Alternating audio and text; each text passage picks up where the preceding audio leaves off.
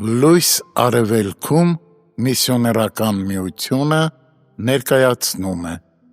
Չարլզ Սպերջեն։ Նա առաջ երևաց Մարիամ Մագդաղենացուն, որից 7 դև էր հանել, Մարկոս 16:9։ Մարիամ Մագդաղենացին սարսափելի չարիքի զոհ էր դարձել։ Նա բռնված էր ոչ թե 1, այլ 7 դևերով։ Այդ զազրելի բնակիչները մեծ տառապանք ու ցավ էին պատճառում այն խղճուկ մարմնին, որն իրենց համար կացարան էին դարձրել։ Անհույս ու սոսկալի էր այս կնոջ դեպքը։ Նա ինքն իրեն չէր կարող օգնել, ոչ էլ որևէ մեկը կարող էր աջակցել նրան։ Սակայն Հիսուսն անցավ այդ ճանապարհով և թեպետ թշվառ դիվահարը չէր փնտրել նրան և հավանաբար նույնիսկ դիմադրել էր, սակայն նա զորության խոսք ասաց և Մարիամ Մագդաղենացին դարձավ Հիսուսի փրկարար զորության հաղթանշանը։ Բոլոր 7 դևերը թողեցին նրան, թողեցին, որ այլևս երբեք հետ չվերադառնան, թողեցին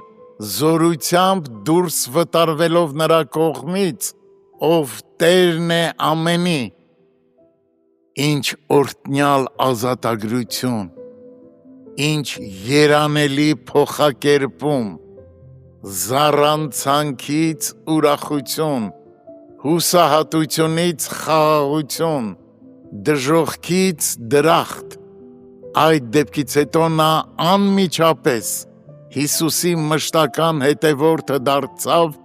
կառչելով նրա ամեն խոսքից, հետևելով նրա ամեն քայլին և կիսելով նրա ծանր ու դժվար կյանքը։ Դրա հետ մեկտեղ նա դարձավ նաև նրա առատաձեռն օգնականը, առաջինը այն բժշկված կանանց մեջ, որոնք իրենց ունեցվածքից նրան ծառայություն էին անում։ Ղուկաս 8:2-3։ Երբ Հիսուսը բարձրացվեց խաչից կախվելով, Մարիամը մնաց բաժնեկցելու նրա ամոթը։ Մենք տեսնում ենք, որ նա նախ հեռվից էր նայում, բայց հետո մոտենում և կանգնում է խաչի տակ։ Նա չէր կարող Հիսուսի հետ խաչվել, սակայն կանգնեց այնքան մոտիկ, որքան հնարավոր էր։ Իսկ երբ Փրկչի օրհնյալ մարմինն իջեցրին, նա հետևում էր, որ տեսներ, թե ինչպես և որտեղ են դնելու նրան։ Նա հավատարիմ և արթուն հավատացյալ էր վերջինը գերեզմանի մոտ, որտեղ Հիսուսը ննջեց, առաջինը գերեզմանի մոտ, որտեղ նա հարություն առավ։ Իր սուրբ հավատարմության շնորհիվ նա իր սիրելի ուսուցչի հարության առաջին վկան դարձավ, ով բարեհաճեց անունով կոչել նրան և դարձնել իր բարի լուրի պատգամաբերը դողացող աշակերտների և Պետրոսի համար։ Այսպես շնորհքը գտավ նրան մոլագարի կարգավիճակում և իր սպասավորը դարձրեց նրան, դուրս վռնդեց դևերին